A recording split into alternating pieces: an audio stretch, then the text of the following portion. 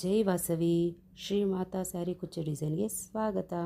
ಇವತ್ತು ನಾವು ಬೀಡ್ ಹಾಕಿರೋ ಕ್ರೋಶ ಕುಚ್ಚು ಯಾವ ಥರ ಮಾಡೋದು ನೋಡೋಣವಾ.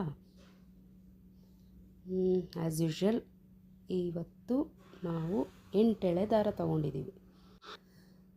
ಹಾಗೆ ಅದಕ್ಕೊಂದು ಹಾಕೋಕ್ಕೆ ಫ್ಲವರ್ ಬೀಡ್ ತೊಗೊಂಡಿದ್ದೀವಿ. ತೋರಿಸ್ತಾ ಇದ್ದೀನಲ್ವಾ, ಈ ಥರ ಫ್ಲವರ್ ಬೀಡು. ಇವಾಗ ಸ್ಟಾರ್ಟ್ ಮಾಡೋಣ. 8 ಎಳೆ ದಾರ ತೊಗೊಂಡು ಸೀರೆಗೆ ಲಾಕ್ ಮಾಡ್ಕೊಂಡಿದ್ದೀನಿ. ಅದಾದಮೇಲೆ ಇವಾಗ ಸೀರೆ ಒಳಗಡೆ ನೀಡಲ್ ಹಾಕಿ ಥ್ರೆಡ್ ತೊಗೊಂಡು 2 ಚೈನ್ ಮಾಡ್ಕೊಂಡಿದ್ದೀನಿ. 2 ಚೈನ್ ಆದಮೇಲೆ ನಾವು ಡಬಲ್ ಕ್ರೋಶ ಹಾಕಬೇಕು. ಡಬಲ್ ಕ್ರೋಶ ಅಂದರೆ ನೀಡಲ್ ಮೇಲೆ ದಾರ ತೊಗೊಂಡು ಸೀರೆ ಒಳಗಡೆಯಿಂದ ದಾರ ತೊಗೊಂಬಂದು 2 ದಾರನ ಒಂದು ಮಾಡಿ ಮತ್ತು ಎರಡು ದಾರನ ಒಂದು ಮಾಡಿದ್ರೆ ಡಬಲ್ ಕ್ರೋಶ ಆಗುತ್ತೆ. ಅದೇ ಥರ ನಾವು ಇಲ್ಲಿ 5 ಡಬಲ್ ಕ್ರೋಶನ ಹಾಕ್ಕೋಬೇಕಾಗುತ್ತೆ. 5 ಡಬಲ್ ಕ್ರೋಶ ಸೇಮ್ ಅದೇ ಥರ ನೀಡಲ್ ಮೇಲೆ ದಾರ ತಗೊಂಡು ಸೀರೆ ಒಳಗಡೆಯಿಂದ ಹೋಗಿ ದಾರ ತಂದು 2 ದಾರ ಇರುತ್ತೆ, 2 ದಾರನ ಒಂದು ಮಾಡಿ ಮತ್ತು 2 ದಾರನ ಒಂದು ಮಾಡಿದ್ರೆ ಡಬಲ್ ಕ್ರೋಶ ಆಗುತ್ತೆ.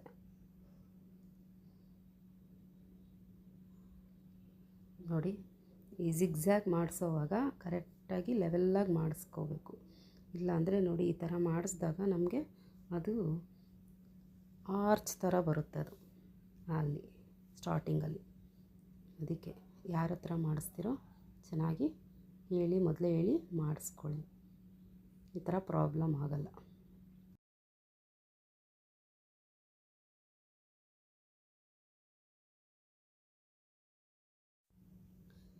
ಇದು ಡಬಲ್ ಕ್ರೋಶ ಆದಮೇಲೆ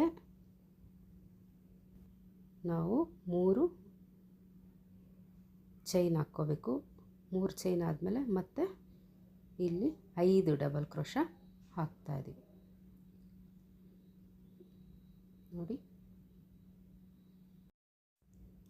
5 ಡಬಲ್ ಕ್ರೋಶ ಆದಮೇಲೆ 3 ಚೈನ್ ಹಾಕಬೇಕು. 3 ಚೈನ್ ಆದಮೇಲೆ ಮತ್ತೆ 5 ಡಬಲ್ ಕ್ರೋಶ, ಮತ್ತು ಇವಾಗ 5 ಡಬಲ್ ಕ್ರೋಶ ಆದಮೇಲೆ ನಾವು ಬೀಡನ್ನ ಹಾಕ್ಕೋಬೇಕು. ಆ ಒಂದು 3 ಚೈನ್ ಬಿಟ್ಟಿದ್ದೀವಲ್ವ, ಅದು ಬಂದು ಕುಚ್ಚು ಕಟ್ಕೊಳ್ಳೋಕ್ಕೆ ಸ್ಪೇಸ್.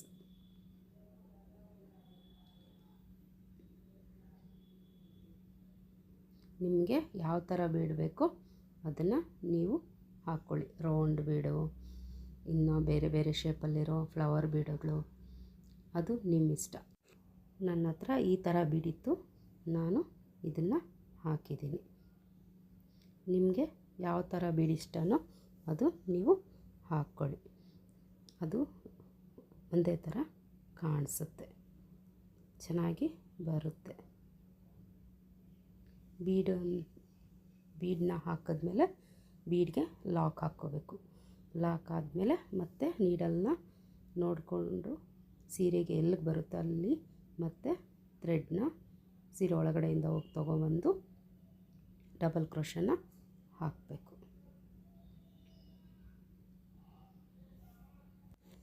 ಯಾರೆಲ್ಲ ಸಬ್ಸ್ಕ್ರೈಬ್ ಮಾಡ್ಕೊಂಡಿಲ್ವೋ ಅವರು ಸಬ್ಸ್ಕ್ರೈಬ್ ಮಾಡ್ಕೊತ ನೋಡಿ, ಲೈಕ್ ಮಾಡಿ, ಶೇರ್ ಮಾಡಿ, ಏನಾದರೂ ಡೌಟ್ ಇದ್ದರೆ ಕಾಮೆಂಟ್ ಮಾಡಿ.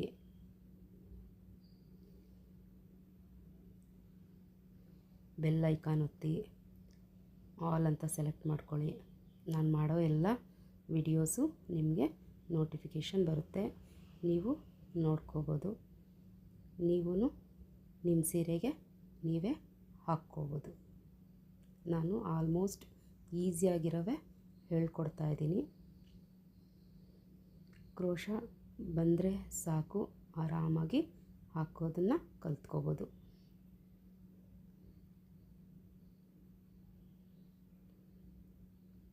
ಕಲಿಬೇಕು ಅಂದಾಗ ನಾವು ಒಂದು ಬೇರೆ ಬಟ್ಟೆಗೆ ಅದನ್ನು ಟ್ರೈ ಮಾಡಿ ಕಲ್ತ್ಕೋಬೇಕು, ಆಮೇಲೆ ಸೀರೆ ಮೇಲೆ ಹಾಕ್ಕೋಬೋದು.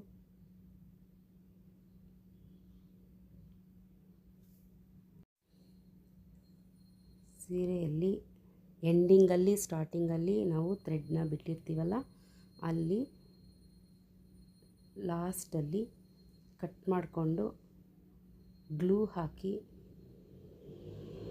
ಪೇಸ್ಟ್ ಮಾಡಿದ್ರೆ ಸೀರೆಯಿಂದ ಥ್ರೆಡ್ಡು ಬಿಟ್ಕೊಂಬರಲ್ಲ, ನೀಟಾಗಿ ಲಾಕಾಗಿ ಕೂತ್ಕೊಂಡಿರುತ್ತೆ. ಯಾವುದೇ ಕಾರಣಕ್ಕೂ ಥ್ರೆಡ್ಡು ಬಿಚ್ಕೊಂಡು ಬರಲ್ಲ.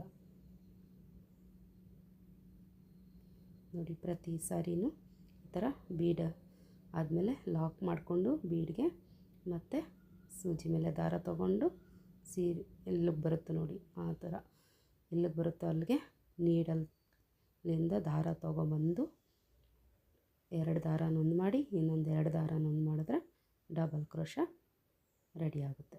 ಇದೇ ಥರ ನಾವು ಪ್ರತಿ ಸ್ಟೆಪ್ಪಲ್ಲೂ 5 ಡಬಲ್ ಕ್ರೋಶ, ಆಮೇಲೆ 3 ಚೈನು ಮತ್ತು 5 ಡಬಲ್ ಕ್ರೋಶ, 1 ಬೀಡು ಮತ್ತು 5 ಡಬಲ್ ಕ್ರೋಶ, 3 ಚೈನ್. ಇದೇ ಥರನೇ ನಾವು ಸೀರೆ ಪೂರ್ತಿ ಹಾಕ್ಕೋಬೇಕಾಗುತ್ತೆ.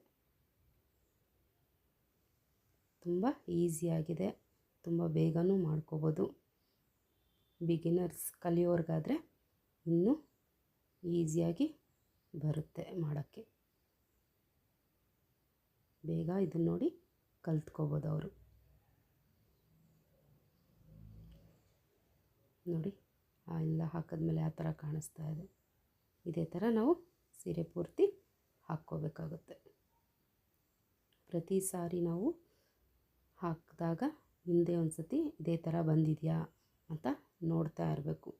ಒಂದೊಂದು ಸತಿ ನಾವು ಸ್ಟೆಪ್ಪು ಚೇಂಜ್ ಆಗಿಬಿಟ್ಟಿರುತ್ತೆ, ಪಕ್ಕದಲ್ಲೇ ಬೀಡು ಬಂದುಬಿಡೋದು ಆ ಥರ, ಇಲ್ಲ 3 ಚೈನು ಪಕ್ಕದಲ್ಲೇ ಬಂದುಬಿಟ್ಟಿರೋದು, ಆ ಥರ ಎಲ್ಲ ಆಗುತ್ತೆ. ಅದಕ್ಕೆ ಪ್ರತಿ ಸಾರಿ ನಾವು ಅಷ್ಟು ದೂರ ಹಾಕಿದ್ದೀವಿ ಅಂದಾಗ ಒಂದು ಸತಿ ಹಿಂದೆ ನೋಡ್ತಾ ಇದ್ದರೆ, ಏನಾದರೂ ಮಿಸ್ಟೇಕ್ ಇದ್ದರೆ ಮತ್ತೆ ಅಲ್ಲೇ ಬಿಚ್ಚಿಬಿಟ್ಟು ಮತ್ತೆ ಅಲ್ಲಿಂದನೇ ಸ್ಟಾರ್ಟ್ ಮಾಡ್ಬೋದು. ಎಲ್ಲ ಸೀರೆ ಎಲ್ಲ ಹಾಕಿದ್ಮೇಲೆ ನೋಡಿದ್ರೆ ಮತ್ತೆ ಕ್ರೋಶೆ ಎಲ್ಲ ಬಿಚ್ಚಿ ಮತ್ತೆ ಹಾಕಬೇಕಾಗುತ್ತೆ. ಎಲ್ಲಿದೆ ಮಿಸ್ಟೇಕು ಅಂತ ಅಲ್ಲಿವರೆಗೂ ಬಿಚ್ಕೋಬೇಕು, ಮತ್ತೆ ಹಾಕಬೇಕು. ಈ ಥರ ಆಗುತ್ತೆ. ಅದಕ್ಕೋಸ್ಕರನೇ ನಾವು ಸ್ವಲ್ಪ ದೂರ ಹಾಕಿದ ತಕ್ಷಣ ಅದನ್ನು ನೋಡ್ತಾ ಇರಬೇಕು, ಯಾವ ಥರ ಬಂದಿದೆ, ಕರೆಕ್ಟಾಗಿ ಹಾಕಿದ್ದೀವಾ ಅಂತ. ನೋಡಿ, ಈ ಥರ ಲಾಸ್ಟ್ ಎಂಡಿಂಗ್ ಆಯ್ತಲ್ಲ, ಈ ಥರ ಎಂಡಿಂಗಲ್ಲಿ ಥ್ರೆಡ್ನ ಕಟ್ ಮಾಡಿಕೊಂಡು ಈ ಥರ ಗ್ಲೂ ಹಾಕಿ ಹಿಂದ್ಗಡೆಗೆ ಪೇಸ್ಟ್ ಮಾಡಿದ್ರೆ ಥ್ರೆಡ್ಡು ಬಿಚ್ಕೊಂಬರಲ್ಲ. ಈಗ ಇದಕ್ಕೆ ಕುಚ್ಚು ಕಟ್ಕೋಬೇಕು. 1 ಕಲರಲ್ಲಾದರೂ ಕಟ್ಕೋಬೋದು, 2 ಕಲರ್ ದಾರ ತೊಗೊಂಡಾದರೂ ಕಟ್ಕೋಬೋದು. ಕುಚ್ಚು ಕಟ್ಟೋ ಥ್ರೆಡ್ನ ತಗೊಂಡು ನೋಡಿ, ನಾನು ಇದು ಸಿಲ್ವರ್ ಕಲರ್ ಇರೋದ್ರಿಂದ ಸ್ಯಾರಿ ಸಿಲ್ವರ್ ಕಲರಲ್ಲಿರೋ ಥ್ರೆಡ್ನ ಯೂಸ್ ಮಾಡ್ತಾಯಿದ್ದೀನಿ ಕುಚ್ಚು ಕಟ್ಟೋಕ್ಕೆ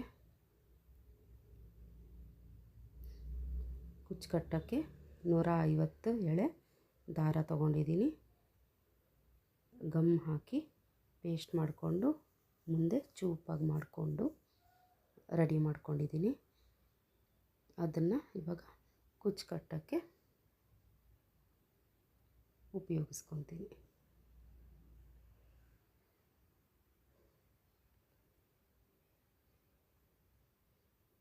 ನೋಡಿ, ಈ ಥರ ಎಲ್ಲಿ ನಾವು 3 ಚೈನ್ ಹಾಕಿರ್ತೀವೋ ಅಲ್ಲೆಲ್ಲ ಇವಾಗ ಈ ಥರ ಕುಚ್ಚು ಕಟ್ಕೋಬೇಕಾಗುತ್ತೆ.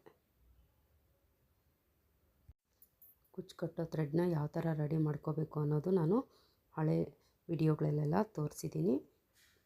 ನಿಮಗೆ ಬೇಕು ಅಂದರೆ ಅಲ್ಲೇ ಹೋಗಿ ನೋಡ್ಕೊಂಬಂದು ಮಾಡ್ಕೊಳ್ಳಿ. ಈ ಥರ 3 ಚೈನ್ ಎಲ್ಲೆಲ್ಲಿ ಬಿಟ್ಟಿದ್ದೀವೋ ಅಲ್ಲೆಲ್ಲ ಈ ಥರ ಕುಚ್ಚು ಕಟ್ಕೋಬೇಕು. ಕುಚ್ಚೆಲ್ಲ ಕಟ್ಟಿದಾದಮೇಲೆ ಅದನ್ನು ಲೆವೆಲ್ ಮಾಡ್ಕೋಬೇಕು, ಟ್ರಿಮ್ ಮಾಡಿ. ನಾನು ಅದನ್ನು ತೋರಿಸಿದ್ದೀನಿ ಯಾವ ಥರ ಲೆವೆಲ್ ಮಾಡ್ಕೋಬೇಕು ಅನ್ನೋದು. ಅದೇ ಥರ ಮಾಡಿದ್ರೆ ನಿಮಗೂ ಚೆನ್ನಾಗಿ ಬರುತ್ತೆ.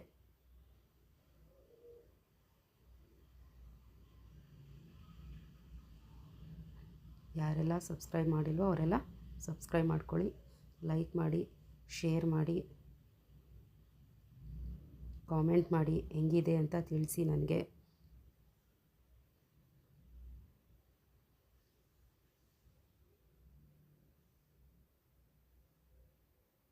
ನೋಡಿ ಈ ಥರ ಲೆವೆಲ್ ಮಾಡ್ಕೋಬೇಕು ಕುಚ್ಚನ್ನ.